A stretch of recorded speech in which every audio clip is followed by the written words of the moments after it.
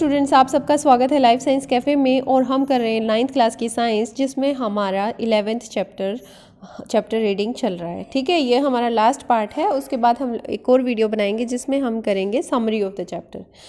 Rate of doing work, इसमें क्या है? Do all of us work at the same rate, क्या हम सभी एक ही स्पीड से काम करते हैं, सेम रेट से काम करते हैं? डू मशीन्स कंज्यूम और transfer energy at the same rate, क्या मशीनें भी सेम रेट से कंज्यूम करती हैं एनर्जी को और उसे ट्रांसफ़र करती हैं या बदलती हैं? Agents that transfer energy do work at different rates, जो एजेंट्स होते हैं वो भी ट्रांसफ़र करते हैं एनर्जी को अलग अलग रेट से। Let us understand this from the following activities, ये एक्टिविटी देख के आपको समझ आ जाएगा कि किस तरह से काम होता है। Activity 11.16, consider two children say A and B, let us say weigh the same, weigh the same,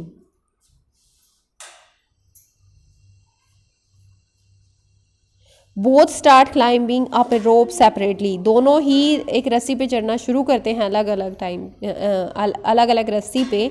दोनों ही 8 मीटर की हाइट पे पहुंच जाते हैं। Let's say A takes 15 second while B takes 20 second to accomplish the task.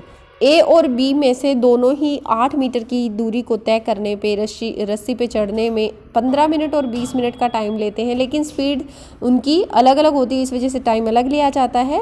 लेकिन जो height होती है वो उन्होंने सेम ही हाइट पे पहुँचे हैं, सेम है दोनों की। What is the work done by each, दोनों के द्वारा काम किया गया है वो क्या है?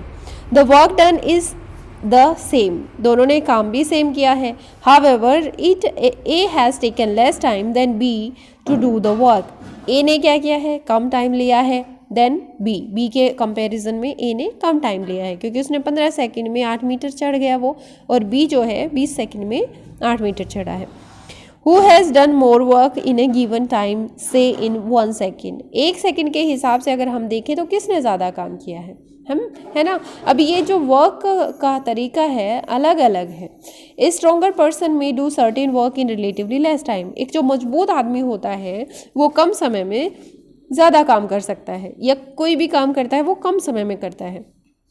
More powerful vehicle would compete journey in a shorter time than a less powerful one, अगर कोई व्हीकल है वो ज़्यादा पावरफुल है तो वो एक जर्नी को कम समय में कवर कर लेगा, जबकि एक दूसरा है वो ज़्यादा टाइम लेगा। We talk of the power of machines like motor bike and motor cars, जैसे हम मोटर बाइक की बात करते हैं उनकी पावर की, या मोटर कार्स की पावर की बात करते हैं। The speed with which these vehicle changes energy or do work is the basis of their classification, जिस स्पीड से वो काम करते हैं या चेंज करते हैं एनर्जी को, या फिर डिस्टेंस कवर करते हैं, वो उनके क्लासिफिकेशन का तरीका होता है कि हम उनकी पावर्स को मेजर करते हैं। Power measures the speed of work done, ये पावर क्या मेजर करती है? उसका काम करने का कितनी स्पीड है।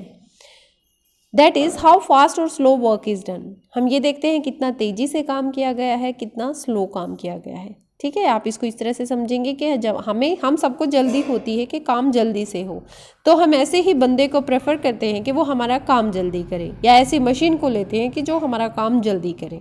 ठीक है, power is defined as the rate of doing work और the rate of transfer of energy, इसमें पावर क्या है? या तो हम उसे देखते हैं जिस रेट से, जिस स्पीड से वो काम हुआ है, या फिर ट्रांसफ़र हुई है energy. If an agent does a work W in time T, then power is given by work over time. Power को किस तरह से डिफाइन करते हैं? Work over time. The unit of power is watt, in honour of James Watt. ठीक है, James Watt आपने सुना था, उनके ही नाम से इसका नाम पड़ा है। पावर जो है, पावर की यूनिट जो है वॉट दी गई है। हैविंग ए सिंबल W, और इसका सिंबल क्या है वॉट का? W। जो 1 वॉट है पावर, जो है 1 what which does work at a rate of 1 joule per second, जो पर सेकंड 1 सेकंड में 1 जूल काम करता है तो उसकी पावर कितनी होगी? 1 वॉट होगी। ठीक है, ये आपसे पूछेंगे भी आगे कि 1 जूल अगर आप डिफाइन करोगे 1 जूल होता है क्या है या 1 वॉट क्या होता है, तो आपको पता होना चाहिए 1 वॉट वो होता है जिसमें 1 जूल काम किया गया 1 सेकंड में। We can also say that power is 1 watt, when the rate of consumption of energy is 1 joule per second. जब जो रेट है कंजम्पशन का, एनर्जी कंजम्पशन का, वो 1 जूल पर सेकेंड है। 1 watt is equal to 1 joule per second और 1 watt is equal to 1 joule per second, इस तरह से भी लिख सकते हो। इसमें सिर्फ ये एरो बताया गया है। पर सेकेंड को, पर को आप ऐसे भी लिख सकते हो और -1 करके भी लिख सकते हो। We express larger rate of energy transfer in kilowatt. अगर हम एनर्जी को ज़्यादा बड़ी यूनिट में डालना चाहें तो वो किलोवाट, किलो में, इसमें क्या डिफरेंस है? देखिए 1 किलोवाट 1000 वाट, यहाँ पे क्या कर दिया, किलो को 1000 में कन्वर्ट कर दिया। अब 1 किलो को KW भी लिख दिया। 1 KW को हम किस तरह से लिख सकते हैं, 1000 वाट, और वाट क्या होता है हमारा, जूल पर सेकेंड होता है। अब इसको एक और तरीके से जूल पर सेकेंड इस तरह से भी लिख सकते हो। तो ये क्या है, हमारी यूनिट्स को कन्वर्ट करने का तरीका है। पावर ऑफ एजेंट में बी वेरी विद टाइम। जो एजेंट की पावर है वो अलग अलग होती है टाइम के साथ। दिस मीन्स दैट एजेंट में be doing work at different rate at different intervals of time. कोई भी एजेंट जब काम करता है उसका रेट जो है या स्पीड जो है वो अलग होती है टाइम इंटरवल पे। किसी टाइम पे वो बहुत तेज़ी से काम करता है, किसी टाइम पे कम तेज़ी से काम करता है, ठीक है, तो उसका रेट अलग कहा जाता है। Therefore the concept of average power is useful. इसलिए जो कॉन्सेप्ट होता है एवरेज पावर का वो बहुत ज़्यादा यूजफुल है। We obtain average power by dividing the total energy consumed by the total time taken. हम क्या करते हैं, एवरेज पावर ऑब्टेन करते हैं किस तरह से, total energy consumed by total time taken. जितनी एनर्जी कंज्यूम की है, कितना टाइम उसने लिया है। सपोज 2 लड़कियां हैं जो कि 40n हाइट पे चढ़ जाती हैं एक रस्सी के सहारे 8 मीटर, ठीक है। इसमें क्या दिया गया है, एक लड़की 400n न्यूटन और वो चढ़ जाती है 8 metre. We name one of the girl A and other B। दोनों लड़कियों का नाम हमने A B रखा है। A को 20 सेकंड लगते हैं और B को 50 सेकंड लगते हैं। तो A ने क्या किया, जल्दी मतलब कम समय में ज़्यादा सेम डिस्टेंस कवर की और उसने ज़्यादा टाइम में सेम डिस्टेंस कवर की, ठीक है। मतलब एक काम को करने के लिए A को 20 सेकंड लगे और B को 50 सेकंड लगी। तो power extended by each girl क्या है, कितनी पावर हर एक गर्ल की। तो इसका सॉल्यूशन आप वीडियो को पॉज करके निकालेंगे और फिर चेक करेंगे। कहाँ पे, यहाँ पे देखिए, यहाँ पे पावर दी हुई है, ठीक है। Power expended by girl A, weight है mg मतलब 400 न्यूटन, ठीक है। डिस्प्लेसमेंट है, ये दे रखा है, टाइम भी दे रखा है 20 सेकंड। तो यहाँ पे पावर है जो फर्स्ट लड़की की निकाली 160 वाट और सेकंड की निकाली इन्होंने 64 वाट, ठीक है। तो इसमें दोनों की पावर ही निकालनी थी। Boy of mass 50 kilogram runs up A staircase of 45 steps in 9 second. एक 50 किलो का लड़का है, उसका वेट है 50 kg, वो एक सीढ़ियों से चढ़ता है 45 स्टेप्स वो कवर करता है 9 सेकेंड में। If the height of each step is 15 centimetre find the power. अगर उसमें हर एक स्टेप की, हर एक सीढ़ी की हाइट लगा लो 15 सेंटीमीटर है तो उसकी पावर देखनी है आपने। यहाँ पे जी को क्या लेना है, 10 मीटर पर सेकेंड लेना है, ठीक है। mgh देखना है ना आपने, क्योंकि वो उधर ज़मीन से ऊपर जा रहा है। तो यहाँ पे वेट है जो बच्चे का वो है 500 न्यूटन हो गया। हमने 50 kg तो दिया हुआ है, लेकिन जी को यहाँ पे 10 लेना है तो 500 न्यूटन हो गया। हाइट है स्टेयर केस की, वो किस तरह से निकालोगे, देखिए जो 45 स्टेयर्स उसने लिए हैं, ठीक है, और उनको सबको प्लस करना है। 15 सेंटीमीटर है तो उसको प्लस करने के बाद जो हाइट निकलेगी वो है 6.75 मीटर, ठीक है। टाइम टेकन 9 सेकेंड, तो इससे mgh/t निकल जाएगा, उसकी पावर निकल जाएगी। ये हमारा क्वेश्चन निकल जाता है इस तरह से।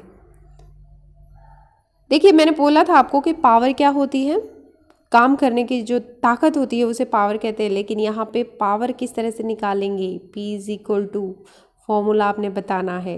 1 वॉट है जो पावर की, वो किसके बराबर होती है, ये मैं पहले ही समझा चुकी हूँ कि ये आपके एग्ज़ाम में भी आ सकता है। एक लैंप है 1000 जूल इलेक्ट्रिसिटी जो है 10 सेकेंड में कंज्यूम करता है 1000 joule of electrical energy in 10 second. तो इसकी पावर क्या है और एवरेज पावर क्या होती है, ये भी आपने, ये सारे क्वेश्चंस आप अपने आप करेंगे। उसके बाद है commercial unit of energy. Commercial unit क्या है एनर्जी की? देखिए, जो unit joule is too small and hence is inconvenient to express large quantities of energy. Joule है वो बहुत छोटी एनर्जी है, तो जो बड़ी एनर्जी है उनको एक्सप्रेस करने में इनकन्वीनियंट है। ठीक है, we use bigger unit of energy called kilowatt per hour. ठीक है, किलोवाट आवर को यूज़ करते हैं हम एनर्जी की बिगर फॉर्म को एक्सप्रेस करने के लिए। What is 1 kilowatt our? 1 kilowatt our क्या होता है? Let us say we have a machine that uses 1000 joule of energy every second. एक मशीन है जो 1000 जूल एनर्जी यूज़ करती है हर सेकंड में।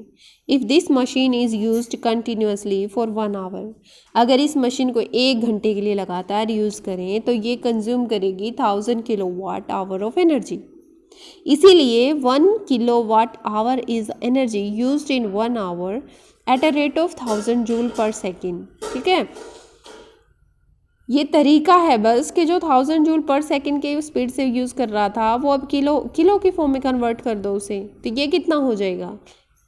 इनको सबको कन्वर्ट करने के बाद 1 किलो कितना होता है? 1000 वाट का वॉट रख दो। 1 आवर में क्या होता है?